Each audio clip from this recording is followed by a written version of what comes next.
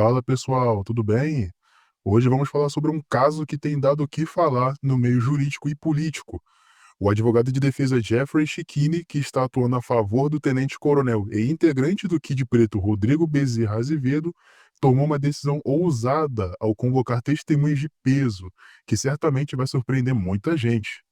E para entender melhor, acompanhe o vídeo para descobrir quem são essas testemunhas. E no rol de testemunhas do processo sobre o plano de golpe de Estado, a defesa do tenente-coronel do Exército Rodrigo Bezerra Azevedo, um dos chamados Kids Pretos, listou os ministros do Supremo Tribunal Federal, Alexandre de Moraes e Flávio Dino, além do presidente Lula. Não é detalhado, entretanto, uma justificativa para a presença do nome de Lula como testemunha. Após analisar o caso, a defesa encontrou uma oportunidade de ouro ao ver os ministros, que já estavam envolvidos no processo, serem arrolados como testemunhas. Agora, Chekine reforça seu direito à ampla defesa e busca garantir que sua estratégia tenha o máximo de impacto. Estão dizendo que nós arrolamos o ministro, ou melhor, os ministros como testemunha. Na verdade, a Polícia Federal, em um relatório extenso, e a Procuradoria-Geral da República é que arrolaram o ministro Alexandre de Moraes como vítima. Ele é indicado como vítima em uma investigação e numa denúncia sem nunca ter sido ouvido. Então, na verdade, o que nós fizemos foi apenas corrigir um equívoco jurídico. Apontaram a existência de uma vítima, essa vítima tem que ser ouvida. Por isso, fizemos esse alerta, porque há exigência na legislação de que a vítima seja ouvida. Por isso, indicamos o ministro Alexandre de Moraes para que seja ouvido. Agora, haverá um juiz instrutor, não sabemos ainda se o próprio ministro Alexandre de Moraes, vítima e julgador, vai analisar esse nosso pedido ou se haverá um juiz instrutor indicado por ele. O que diz o Código de Processo Penal de forma bem objetiva, que cabe à defesa indicar quem quer que seja ouvido. Veja, é uma prerrogativa da defesa, no contraditório e na ampla defesa, indicar suas testemunhas a serem ouvidas. Deve, então, no exercício do devido processo legal, e se esse processo for um processo democrático, como a Suprema Corte está vendendo que será, nossas testemunhas devem ser ouvidas, como ocorre, como regra, em todos os processos criminais com seu curso regular no Brasil.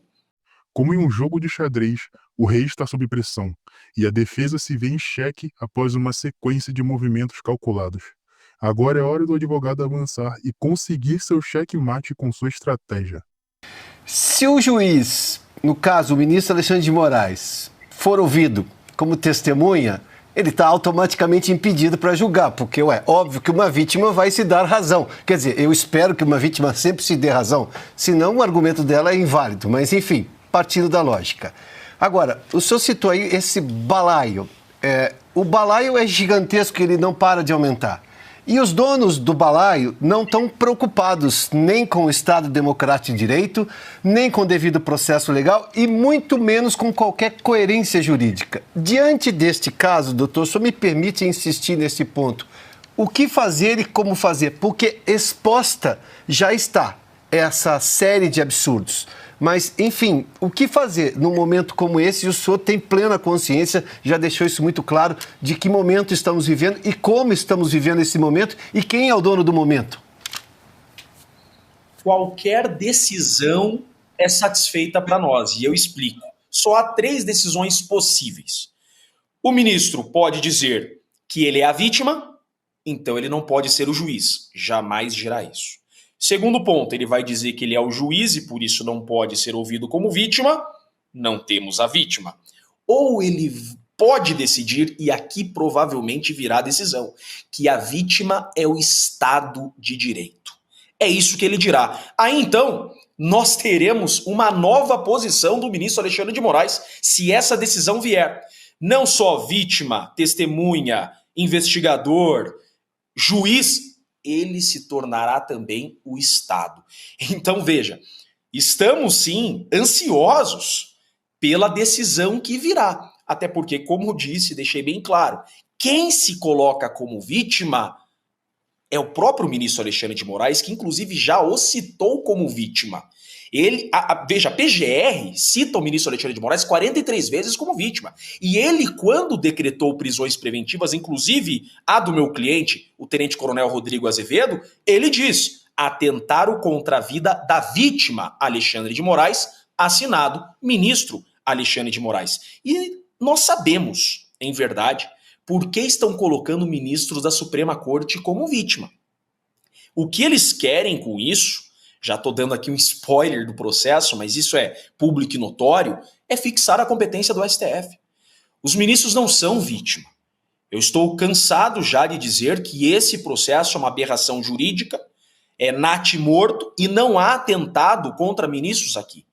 Veja que até aquela minuta que dizem que existiu, não tem menção a atentado a ministro. Só que os 34 acusados não têm prerrogativa de foro e não poderiam fixar a competência da Suprema Corte.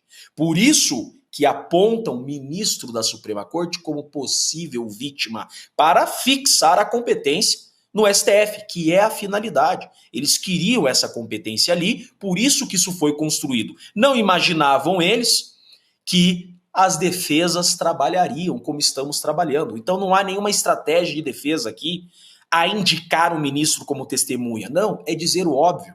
Em todo e qualquer processo criminal no Brasil, a vítima deve ser ouvida. A suposta vítima tem que ser ouvida. Será que as regras processuais serão devidamente obedecidas ou serão desconsideradas? Se você curtiu, não esqueça de deixar o gostei e se inscrever para estar sempre por dentro das notícias mais recentes. Um abraço e valeu!